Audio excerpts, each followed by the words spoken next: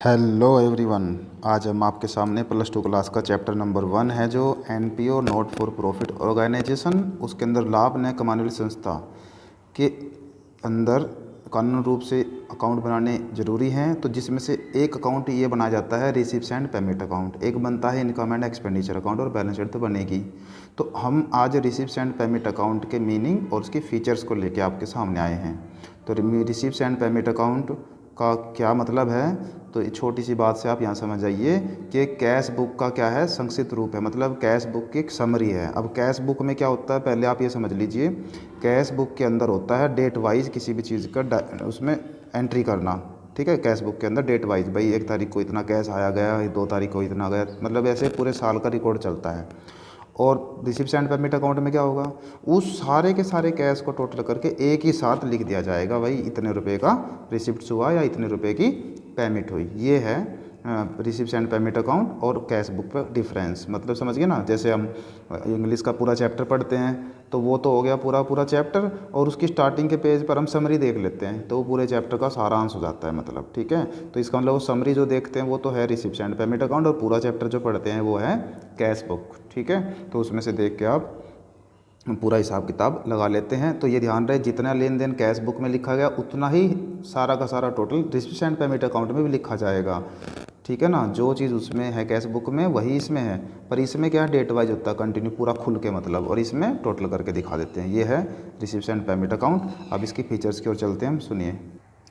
Features में क्या है, इसकी विशेषताएं क्या हैं, रिसिप्ट एंड पेमेंट अकाउंट की क्या क्या फीचर्स हैं। सबसे पहले नेचर ऑफ अकाउंट, मतलब खाते की क्या प्रकृति है। तो नेचर ऑफ अकाउंट मतलब इसमें कैश रिसिप्ट्स और कैश पेमेंट का लेन देन हो रहा है, मतलब कि रियल अकाउंट लागू होता है। रियल अकाउंट मतलब क्यों भाई, debit what comes in and credit what goes out, ये नियम है ना। तो डेबिट व्हाट कम्स इन मतलब डेबिट साइड में तो जो आया है बिजनेस के अंदर वो लिखा जाएगा, और क्रेडिट व्हाट गोज आउट जो जा रहा है वो क्रेडिट साइड में लिखा जाएगा।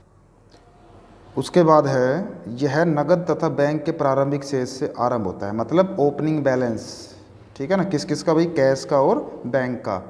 तो जैसे टू बैलेंस ब्रो डाउन, ठीक है ना, तो उसमें कैश इन हैंड और कैश एट बैंक। तो कैश इन हैंड का मतलब कैश का शुरू का बैलेंस, और कैश इन हैंड कैश का शुरू का बैलेंस, ठीक है, बैंक का शुरू का बैलेंस। तो ये कहना ये चाह रहा है कि जब भी हम रिसिप्ट एंड पेमेंट अकाउंट बनाएंगे तो इसके अंदर शुरू के कैश के बैलेंस और बैंक के बैलेंस दिए होंगे डेबिट साइड में। ठीक है, उसके बाद तीसरा पॉइंट आ गया कि डेबिट साइड में लिखे जाने वाली आइटम। तो कौन कौन से आइटम डेबिट साइड में लिखे जाते हैं, इस बात का भी आपको पता होना चाहिए कि जो आपके क्या बोलते हैं इसको, रिसिप्ट एंड पेमेंट अकाउंट है जो, उसके अंदर जितने भी कैश रिसिप्ट्स हो रही हैं वो डेबिट साइड में लिखी जाती हैं, चाहे वो रिवेन्यू रिसिप्ट्स हो चाहे वो कैपिटल रिसिप्ट्स हो। ठीक है ना, मतलब पूंजीगत हो या आयगत हो, पिछले साल की हो चाहे इस साल की हो, सारा का सारा इसके अंदर लिखा जाएगा। नेक्स्ट ईयर से संबंधित हो, मतलब किसी भी तरह की हो डेबिट साइड में लिख दिया जाता है।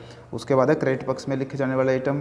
तो सेम इसमें भी ऐसे ही है, सारे के सारे जो लेन देन है कि जो क्रेडिट साइड में लिखे जाएंगे जो कैश में पेमेंट हुए हैं। ध्यान रहे कैश में, चाहे वो पूंजीगत हो या आयगत हो, मतलब रिवेन्यू टाइप के हों चाहे कैपिटलाइज्ड टाइप के हों, कैपिटलाइज्ड आइटम हो चाहे रिवेन्यू आइटम हो। ठीक है ना, पिछले साल का हो, इस साल का हो, अगले साल का हो, सबको सबको लिखा जाएगा रिसिप्ट एंड पेमेंट अकाउंट की क्रेडिट साइड में जो पेमेंट कर रहे हैं।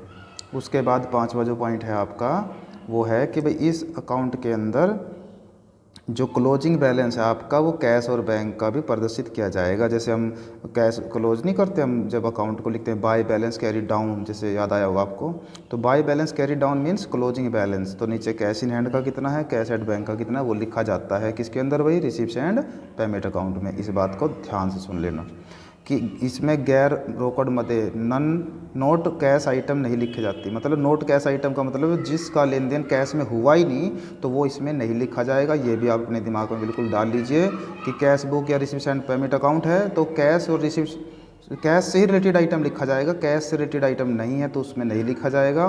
फॉर एग्जांपल डेप्रिसिएशन, आउटस्टैंडिंग, कोई एक्रूड है, अनअर्न है, अदर अदर अदर, इनको नहीं लिखा जाएगा।